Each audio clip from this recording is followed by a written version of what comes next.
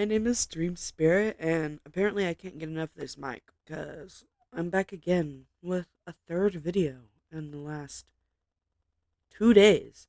I'm scheduling them out, so like you won't see that, but still. Anyways, today we have another Explore With Us video, because I love them. Like, why not?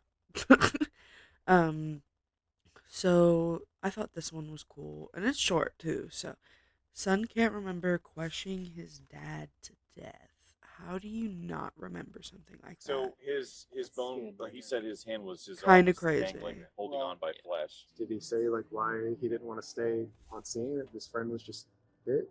He didn't act like he even knew who it was. It didn't just strike your dad. It rolled over your dad. It backed over your dad. And then it went over your dad again. This is it. It is? This is it. So he did it on purpose. I don't is know. what you're telling me. Whatever you do, don't touch anything. On Veterans Day 2023, an elderly man is found barely clinging to life after a brutal hit and run in the parking lot of a bar.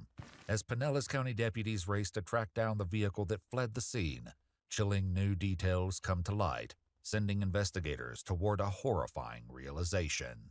This one's getting worse and worse. Well, I mean, it can't get any worse because your dad's dead. The following report. He didn't waste any time. No, because I'm the same way. I hate when people who are in situations like that try to get pity. Like, it makes me so mad. The report is based on official police records, and most of the footage has never been seen before until now. Just before 9 p.m. on November 11th, 2023, Pinellas County deputies arrive at the R Bar in Treasure Island, Florida, where they survey the aftermath of a brutal hit-and-run incident. The victim, 86-year-old veteran Tom McCown, was rushed to the hospital with life-threatening injuries. He's just a guy. That's gonna be no. Well, so his bone, he said his hand was his arm was dangling, holding on by flesh. Yeah. But I mean, I don't think those are going to be from his shoes. Those look like Bone. But the watch is pretty messed up. Yeah, but with the watch. So that's what doesn't. So that going goes that way, and then this one goes this way. That's what throws me off. Well, Right. Can you guys go interview them before they close up and have to leave? So that being said, make sure you get. he was flat on his back, head this way, body Yeah, I that already way. got that Okay. from the, All right. Gotcha. There's his hearing aid right there. Yeah, he's an older dude. Tom's belongings are scattered across the Wow. scene, including a broken watch, a hat, sandals, and a hearing aid. Reports note that gouge marks in the asphalt suggest Tom had been dragged. Witnesses claim to see a vehicle, possibly a black pickup truck, leaving the scene. The key fob to a Ram was found among Tom's belongings, but the truck was nowhere to be found. Deputies head inside to speak with bar employees, who explained Tom had not been alone in the bar that night. This guy is the guy that they were saying it was with him. I know it's the back of him, but They both had the same shirts on. They just came. They were celebrating this at the Legion before they came here. They said they just left the Legion. Okay. The image shown to deputies depicts a white male wearing a white long-sleeve shirt, blue shorts, and brown sandals. He appears to have dark-colored hair and a balding head, but the photo was taken from behind, showing only his back. The bartender who served the two men shares critical information with deputies. Tom, I believe, has a residence here because he's here for 5-6 months every year. Imagine, like, getting so fucked up that you do this to an old guy. Like, how are you? And, like, the cop said at the beginning that he was ran over twice. So you did this on purpose. What threat does this guy pose to you? Like, The other guy, like I said, I don't know him, but they were together. They were paying for everything together. So Okay. Did he seem like a local, or did he seem like he's the other guy, I mean, he didn't have like a real hard accent or anything. I mean, I don't know if he was a snowbird too, but he seemed pretty familiar. As deputies continue to gather details at the scene, one heads to the hospital to meet with Tom's son, 61-year-old Mark McCown, who's Wow. just learned that his father did not survive the incident. We've been out all afternoon. What time did you get here today? We got in about 11:30 this morning. You We drove, drove from from Michigan? Michigan, left at 5 o'clock, got here at 11:30, about Okay. 18.5 hours. It's average. 18 and a half? Yeah. Wow, that's a long drive. Mark explained that Tom owned a business hauling and fixing damaged boats, which Okay. Mark now manages, and confirms his father's plan was to stay in Treasure Island until the spring. As their conversation continues, details about what they did next leads deputies toward a grim realization. So anyways, we got here, got unloaded, he got things kind of half squared away, he was all geeked, excited, and Right. then we went out, decided we'd try the American Legion in Madeira Beach. Okay. That's one of my favorite The one near places. John's Pass. Went there, had a few drinks, talked to some people, and then we went over to the one in Treasure Island. We Mhm. sat there, had a few drinks, then we decided to go to the yard. We want to go to the yard bar, that's his favorite place to go. We went in there, had a few drinks, and then we were gonna leave and go back to the other Treasure Island and one across the road and then go home.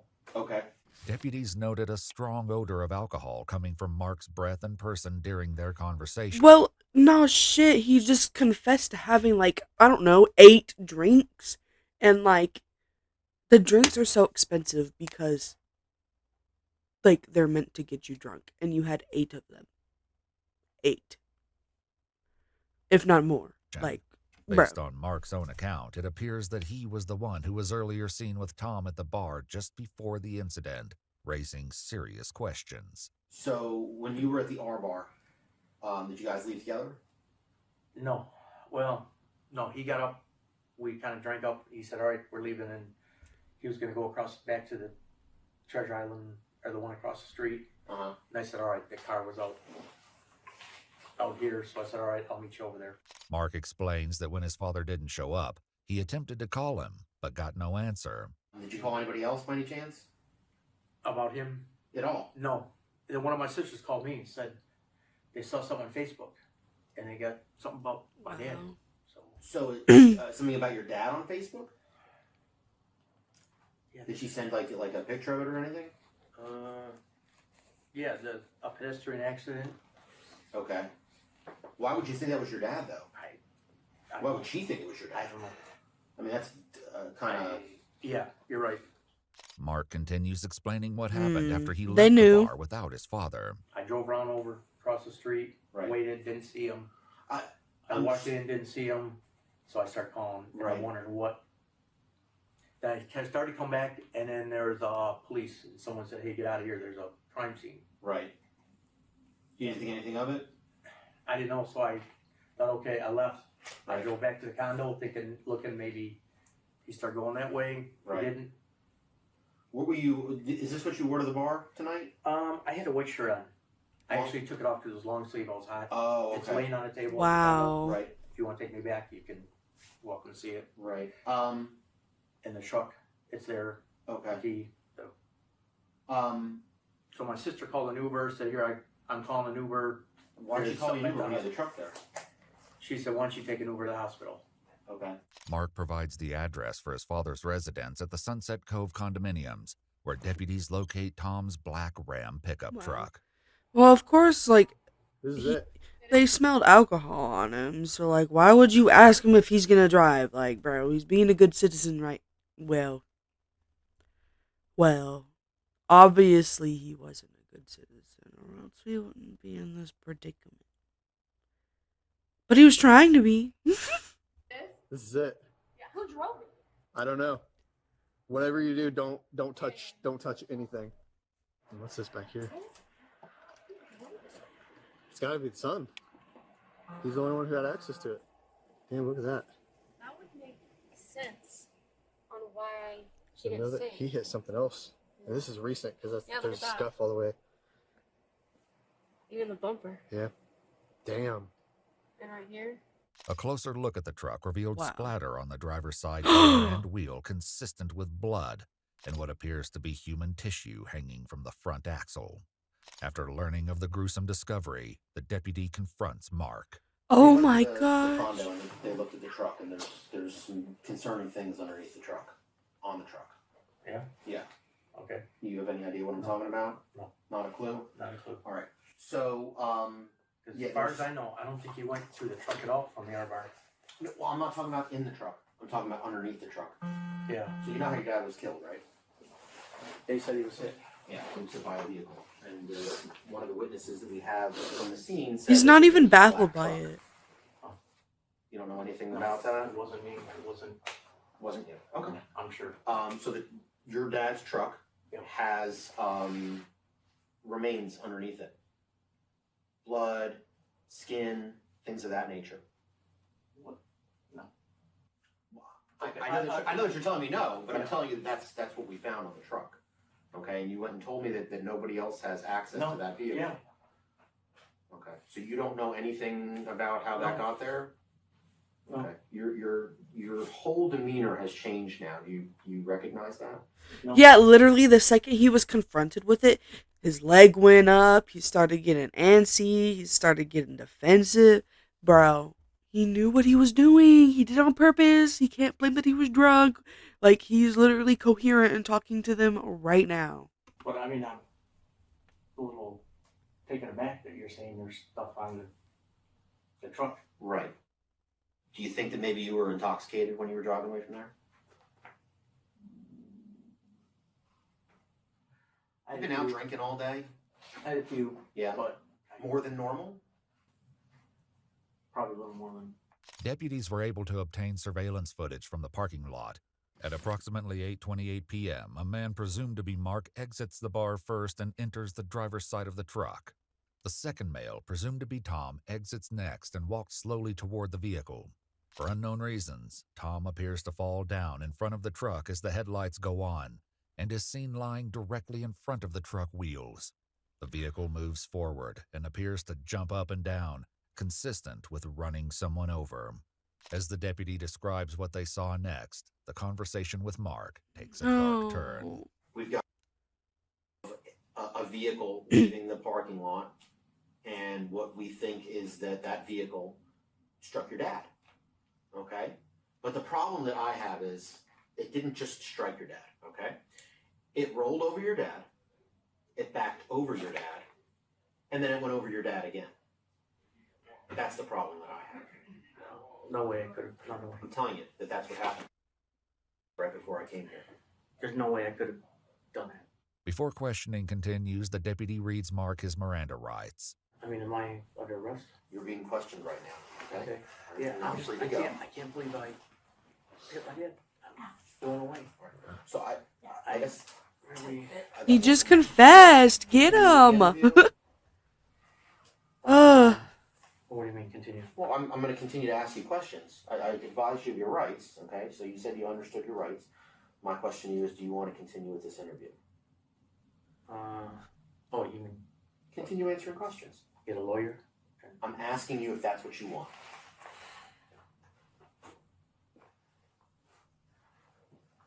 I don't know. My best judgment says get a lawyer, but I got nothing to. Oh, I can't advise you one way or another. I don't okay? I can't believe that I killed my dad. Just like a bad nightmare. Yeah. So my sergeant gave me some more information, okay? And what he said to me was that your vehicle, that truck, your dad's vehicle, actually comes back to the scene more than once. Earlier in the investigation, 2 witnesses Wow. reported that the man with Tom, now presumed to be Mark, returned to the scene multiple times on foot after the incident. On one occasion, a witness claimed to have directly confronted him. She goes, "You drive a black GMC pickup truck." And he looked at her and he said, "No." And she looked at me dead in the face and she said, "I stared at him through his windshield. I know that's the guy driving the car." That's what the cop said? That's what the lady who called the cops said. Okay. Did he say like why he didn't want to stay on scene if his friend was just hit? They didn't. He didn't act like he even knew who it was. Still, Mark insists he has no memory of the event. This one's getting worse and worse. Well, I mean, it can't get any your worse job- because your dad's dead. I mean, that's as I bad gotta as live it with can it. get, you know?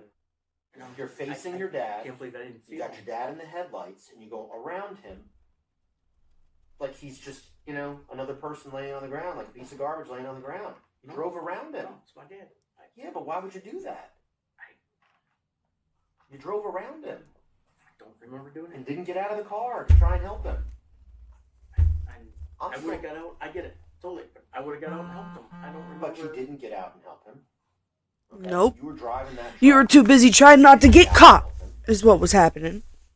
I'm still trying to figure out why you would hit your dad and then back over him and then drive over him again. That's Were what you I'm angry at saying. him? No, not at all. Well, that seems like a pretty angry thing to do. It's one thing to hit your dad with the car. I mean, that's maybe an accident, okay? But we're talking about hitting him, backing over him, and then driving over him again. Did your dad owe you money? No. Was he taking too much from the business? No.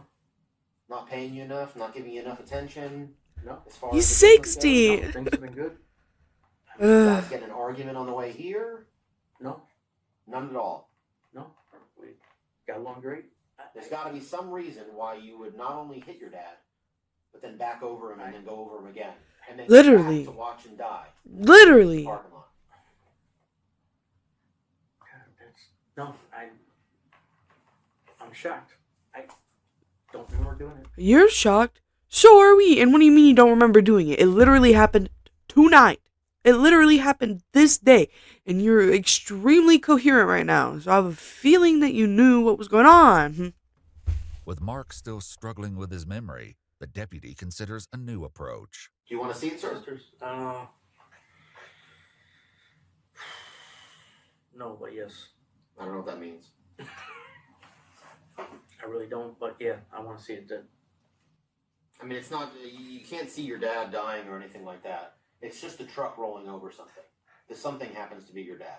That's the truck right there. That's the car bomb. Your dad's already lying on the ground. Wow. Let's go over it again.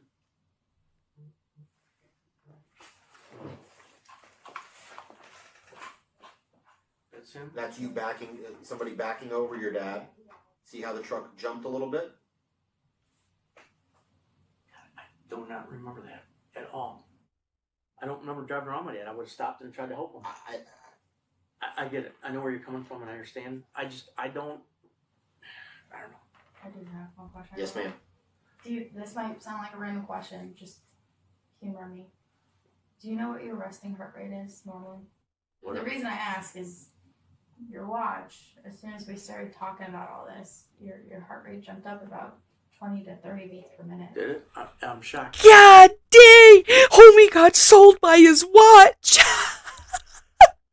His watch gave him away. You know he's bullshitting. His heart rate went up.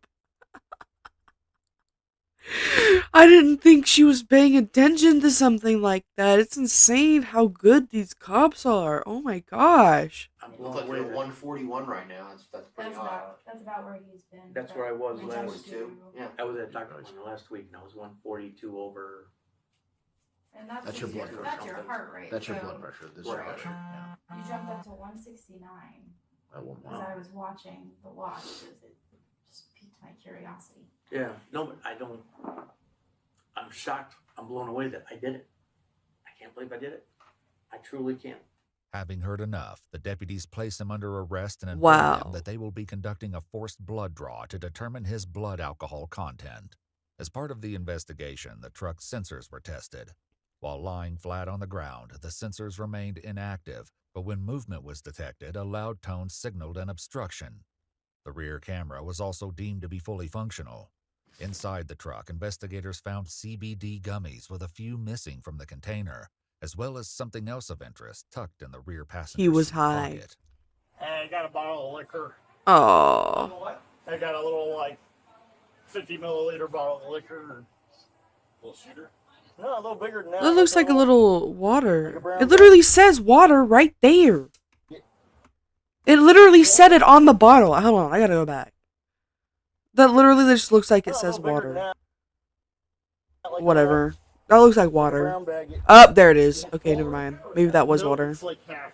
Mark's blood I saw alcohol it. level tested at .039, though his blood wasn't drawn until after his arrest, approximately 5 hours after the initial incident occurred. Investigators ultimately concluded that Mark left the scene of the crash, and impairment was a factor. Wow. However, it remains unclear whether he intentionally struck his father with the truck. A later autopsy of 86-year-old Thomas McCown ultimately ruled the cause of death as blunt trauma, and the manner of death was accidental. 61-year-old Mark McCown was officially charged with leaving the scene of a crash involving death and was released from jail on a $50,000 bond. The following April, he entered a plea of not guilty. In exchange for a plea deal, he later changed his plea to guilty and was sentenced to 10 years of probation. He was also ordered to He didn't even undergo a substance abuse evaluation, and his driver's license was revoked for a period of 3 years. Bro. So his How do you not get any jail time for that? How do you just get away? Like, yeah, homie has probation and like he probably won't be able to like drink or anything for like 10 years, but like you killed your father. Why are you not in jail? You were conscious and making decisions. You have proven that over and over again. Oh my god. I was thinking more like manslaughter or something like that, but I guess not. So that's nice. Anyways, so that's about it for this. But I thought this one was really interesting. I didn't realize it was gonna be that crazy once I clicked on it. But if you enjoyed it, please consider maybe subscribing. And if you do, I'll see you next episode. And have a good day, dreamers. Love you.